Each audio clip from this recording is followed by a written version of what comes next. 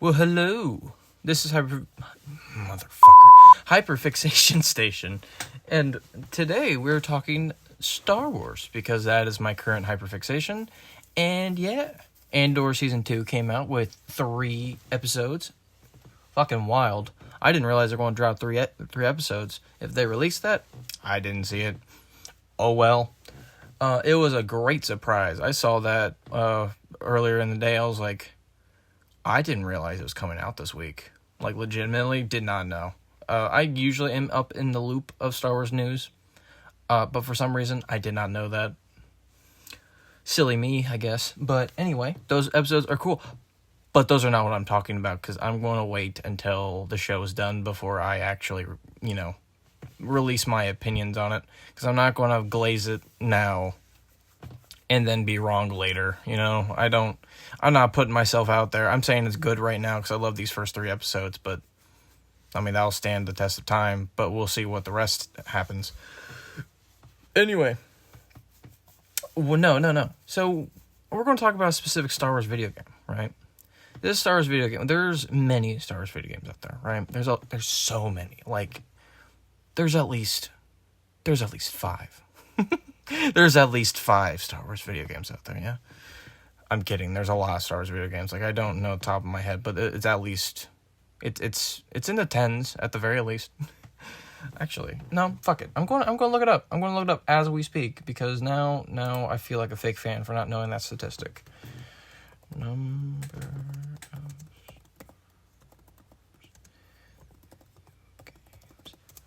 So, official ones. Now let's see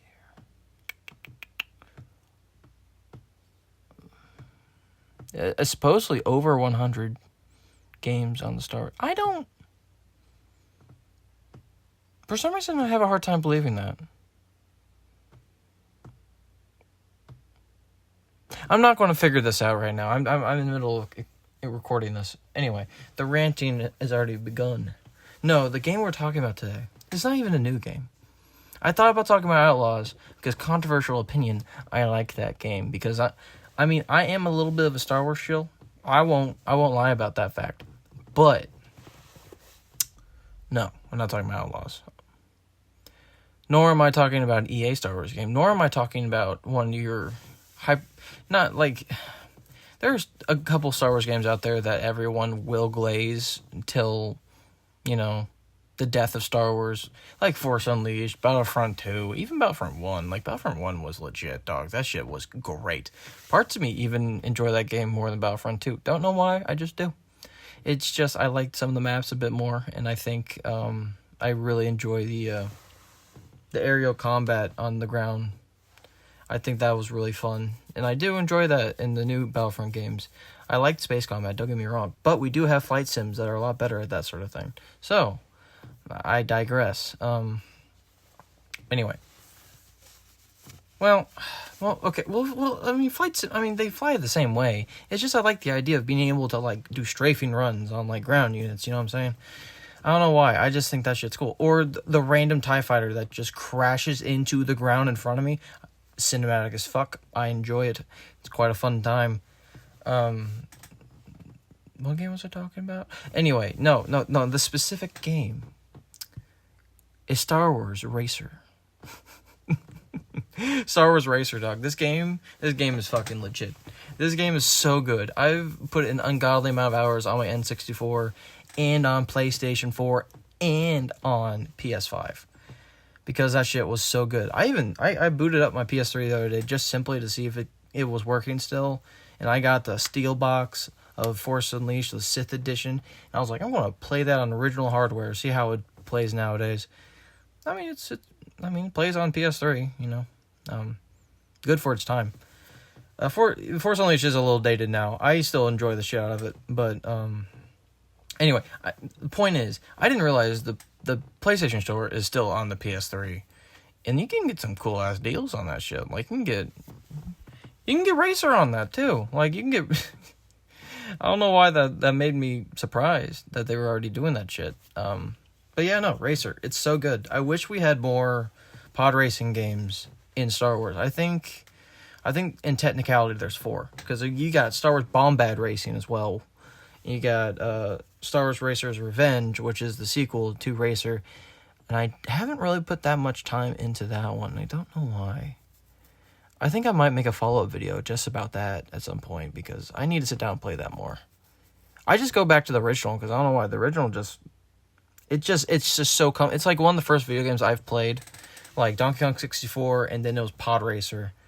And that's what made me go feral for Star Wars. I don't know why. It's just really good, and I really liked it. And I think that's one of the best parts of the prequel trilogy right there.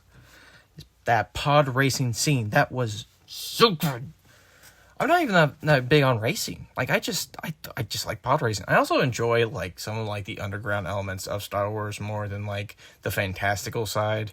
I like the underground seedy elements. I like, for example, Solo is one of my favorite Star Wars movies, and I do not give a fuck. I will stand and die on that hill all day long. All day long. Solo was a fantastic movie. Solid. Anyway, point is, I really enjoy that aspect of Star Wars. I like seeing the underground elements. I like seeing some of the more grounded elements. I'm not saying pod racing is grounded, but I'm get it, because it doesn't touch the ground. Sorry. Point. It's I like seeing some of the universe that doesn't have to do with all the space wizards and the evil space wizards and all this, extra lore content that we're all keep saying we want. I enjoy Sabacc. I enjoy the smuggling. I enjoy all the different seedy elements of the Star Wars universe and down to earth storylines. I enjoy that shit. It's almost 40K. Primarchs are cool and all that, but sometimes I just want to see more stories about down to earth guy, I don't know. I just enjoy that sort of shit. I still like it, For example, one of my I like books like Rogue Squadron. Rogue Squadron's really good.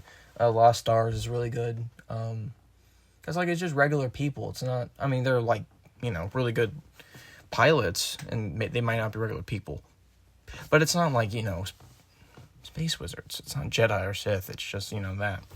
Also, anyway, point again is Racer's really good, and I'm showing the video as we speak. And if you have not played Racer, you should. Most people can.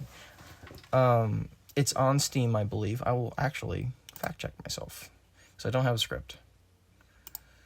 As you can tell. Let's see here. I think it is. I'm 95% sure that it is.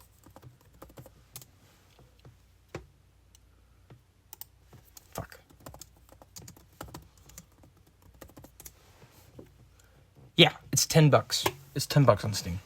You don't need much to run this fucker either. It was on the N64, dog. This shit can run on your phone if you try it hard enough. Probably not an Apple phone, because, getting games on there is, annoying as hell. But yeah, an Android, you probably could. But yeah, no, it's... Play Racer. I promise you, you will have a fun time. There's, commentary from the two-headed guy, during Phantom Menace. And, there's so many different tracks. There's also, if you're, really into the extended lore, you can, go to, different, planets that, you don't usually go to in the Star Wars universe. For example, Malastare is one of the racing tracks, which is really fucking cool. I understand that Dugs are from Malastare, right? I don't know if that lore tidbit has already been established yet. But then, if you read Plagueis, you already know that,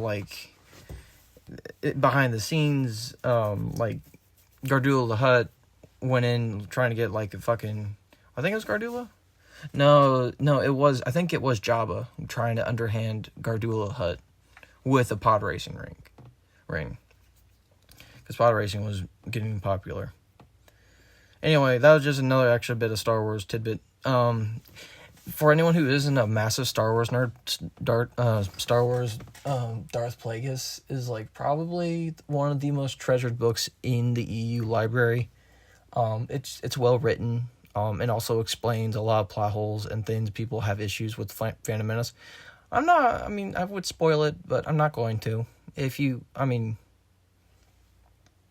good. It's really good. Anyway, yeah, you should play Racer. If you haven't already, you should. It's really fun, really enjoyable, as you can see from the footage. And if you say that the graphics are dog water, they are. It's from the Nintendo 64. I think it's charming, quite frankly. I'm saying this while most of my PC games are run on a laptop, so graphics aren't exactly my priority. But anyway, that is my little rant and fascination with Pod Racer, and I want more. Oh, the fourth game, by the way, is Star Wars Connect. Weirdly enough, it's actually well controlled if you have a Connect. If you can play Star Wars Connect, I'd play it just for the pod racing. Also Just Dance, because I have a love-hate relationship with Just Dance and Star Wars. So there's a little Star Wars Just Dance minigame in Star Wars Connect. It's so funny. If you're able to, there's a lot of hoops that you got to do. I don't know if you can play Star Wars Connect on Xbox One. I don't have Xbox One. I just have 360. But if you could, you should. Also, Star Wars Connect was not received well by the public because it's not a very good game. The Connect itself was not a very good thing, but it had some good shit on that fucking Star Wars Connect. Also, you could play as a Rancor and destroy buildings, which was fucking amazing. But the pod racing was a little too short, I will say. They didn't do a whole lot with it. And I wish they did, because it looked good for the time. It looked good. So yeah, at this point I'm rambling. So I shall get going. You should play Star Wars Pod Racer if you have the money. If you do not, fair enough. Who does have enough money in this economy? Not fucking me, dog. Anyway, that will be me. Toodaloo. Yeah. This stay classy.